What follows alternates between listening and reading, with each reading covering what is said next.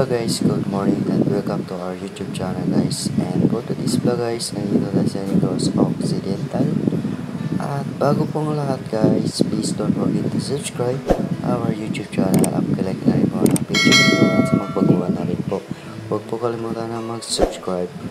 At ituturo ko na rin kayo dito guys at ipapakita ko na rin sa inyo yung paggawaan dito ng asukal dito sa Negros. Ang pangalan po ay Sugar Lopez Corporation. At itinatag ito ng 1927 guys at matagal-tagal na rin. So yan po yan guys ang magawaan ng asukal. At parang off-season na ta ngayon kasi umuusok po yan guys pag may pag nagigiling siya na guys tubo. Ayan. So pumapangalawa po ito sa factory ng asukalan guys dito sa Negros. At yun nga po ang weather natin guys is makulimlim at ang sarap magbiyahe ngayon, pakaluwag ng kalsada.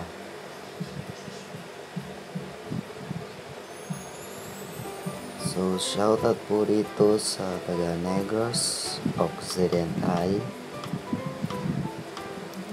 So ang Negros pala guys ay isa sa pinakamalawak na hektarya po ang nito guys, plantation ng tubo.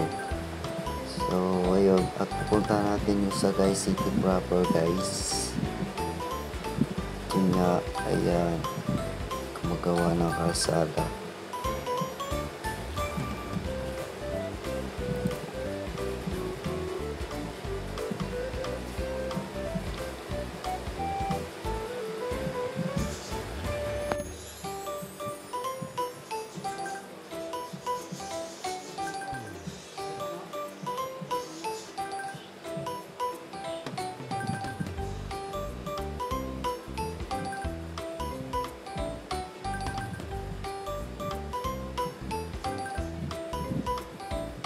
So yun guys, malapit na tayo sa City of Sagay.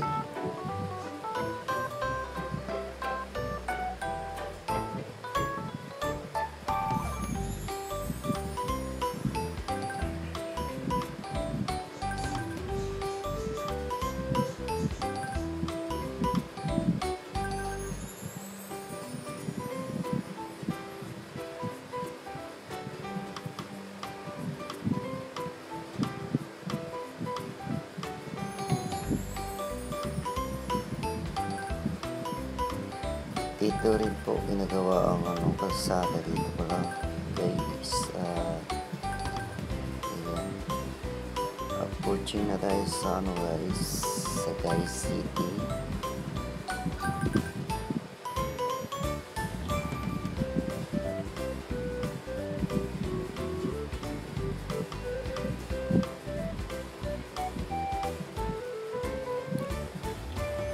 At ito pala sa right side ang Sagay National High School.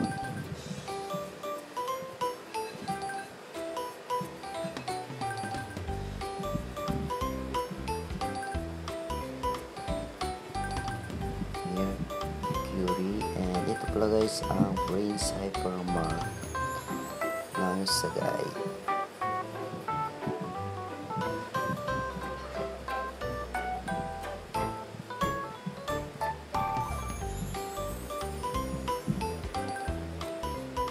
Mga luma na yung nila guys, frames. Ito guys ang Watson last 2 years ago, hindi ko pa yan nakita guys.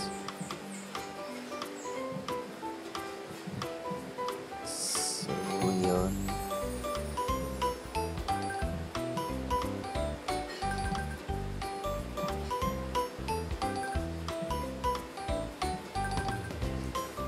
so yun guys, hanggang dito na lang ang aking vlog at maraming salamat po sa inyong kasama sa araw na ito.